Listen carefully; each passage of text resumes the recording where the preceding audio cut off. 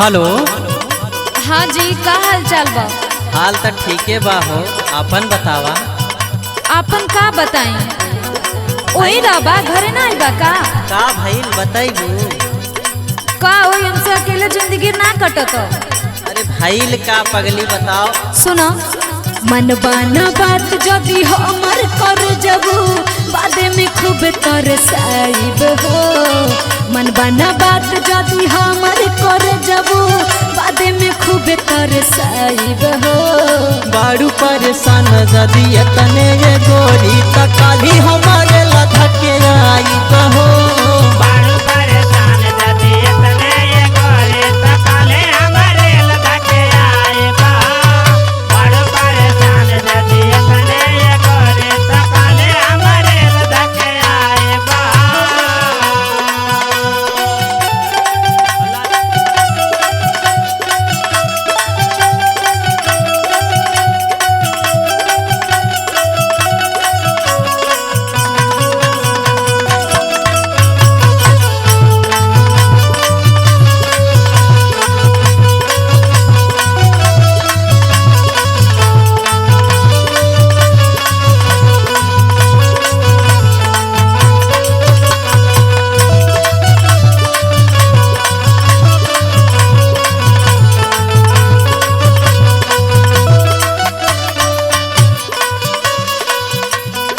इतने परेशानी ना बा।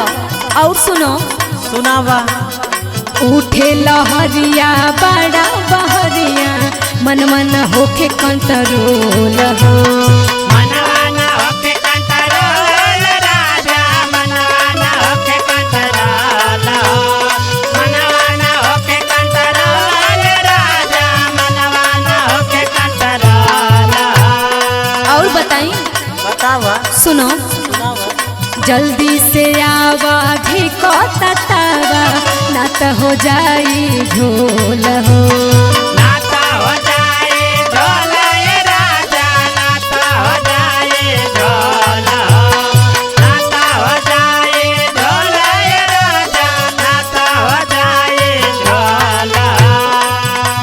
बिछा के चटाई देह जब सटाई गो लभ के चटनी चटाई बहो।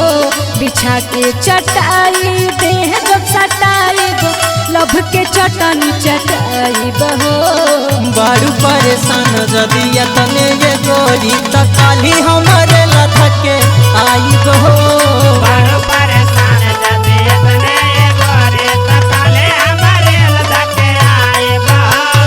बारू परेशान जदी तने ये गोरी त काले हमारे लधके आई बा।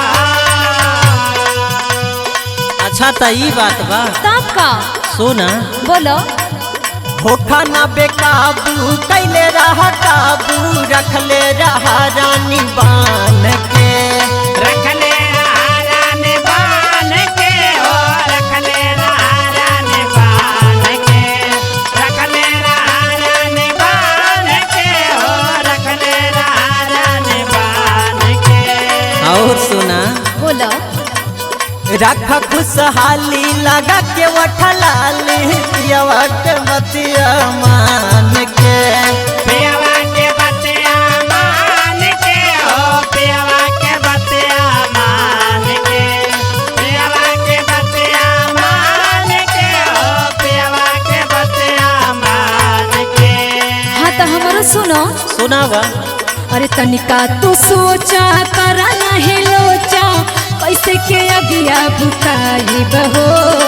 तनिका तू सोचा करा नहीं लोचा कैसे के अगिया बुताई बहो। बारू परेशान जदी तने ये गोरी त काली हमारे लधके आई बहो। बारू परेशान जदी तने ये गोरी त काले हमारे लधके आई बा।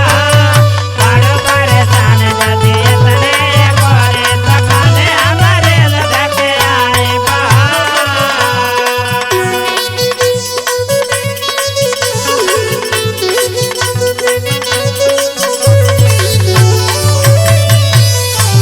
Thank you.